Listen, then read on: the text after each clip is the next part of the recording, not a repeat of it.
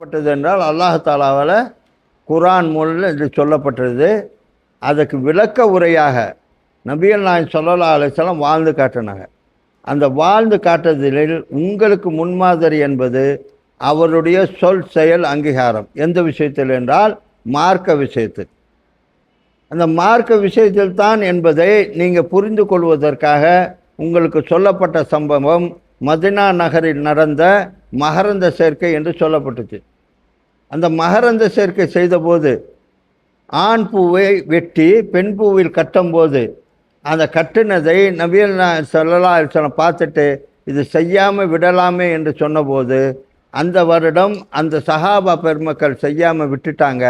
அதனால் என்ன ஆயிடுச்சுன்னா அந்த வருஷம் மகசூல்னு சொல்கிறோம்ல, அறுவடை குறைவாக இருந்துச்சு, பழமும் சரியில்லாமல் இருந்துச்சு.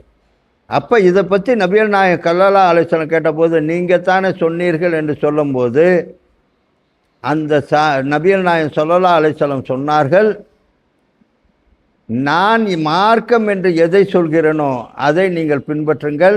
உலக விஷயத்தில் என்னை விட நீங்கள் அதிகம் தெரிஞ்சவன். மார்க்கம் என்று நன்மை என்று எதையெல்லாம் நபிகள் நாயகம் ஸல்லல்லாஹு அலைஹி வஸல்லம் சொன்னார்களோ உங்கள் முடிந்த அளவுக்கு செய்ய வேண்டும்.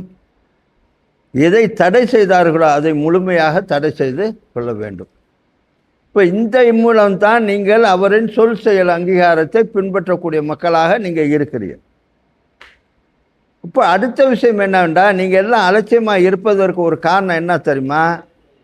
உங்கள் தாய் தந்தையர்கள் முஸ்லீமாக இருப்பதனால் நீங்கள் முஸ்லீம் என்று நினச்சி கொண்டு இருக்கிறீர்கள். அதை கொண்டு நீங்கள் முஸ்லீம் அல்ல.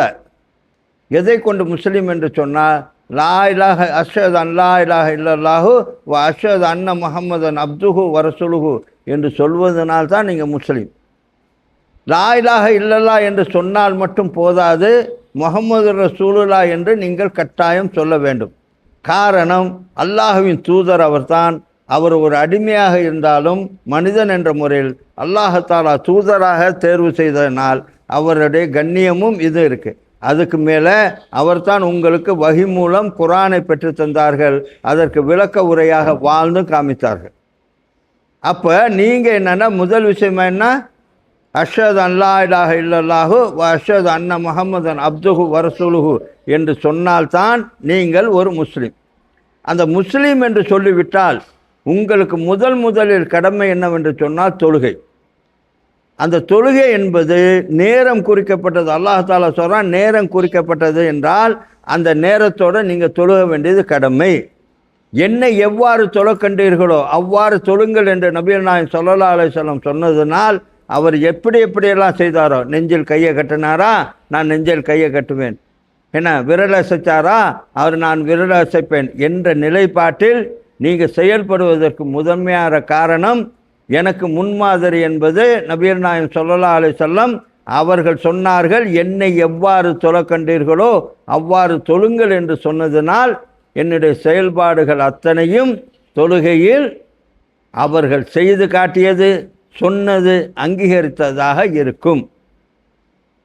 இப்போ ஒவ்வொரு விஷயத்தை நீங்கள் அறிந்து கொள்ளும்போது முதல் விஷயமாக நீங்கள் தெரிய வேண்டியது, அல்லாஹ்வின் தூதர் மீது நீங்கள் ஸலவாத்து சொல்கிறீர்கள் என்று சொன்னால் அவர்களுக்காக நீங்கள் துஆ செய்கிறீர்கள். மற்ற எந்த ஸலவாத்தும் கிடையாது.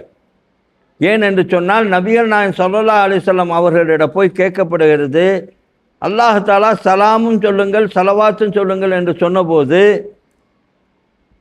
உங்களுக்கு நான் சலாம் சொல்வது அஸ்ஸலாமு அலைக்கும் என்று சொல்வதை நாங்கள் அறிவோம், எப்படி ஸலவாத்து சொல்வது என்று கேட்டபோது அல்லாஹும்ம ஸல்லி அலா முஹம்மதின் வ அலா ஆலி முஹம்மதின் கமா ஸல்லைத அலா இப்ராஹீம வ அலா ஆலி இப்ராஹீம இன்னக ஹமீதுன் மஜீத் அல்லாஹும்ம பாரிக் அலா முஹம்மதின் வ அலா ஆலி முஹம்மதின் கமா பாரக்த அலா இப்ராஹீம வ அலா ஆலி இப்ராஹீம இன்னக ஹமீதுன் மஜீத் என்றதை கற்றுக் கொடுத்தாங்க.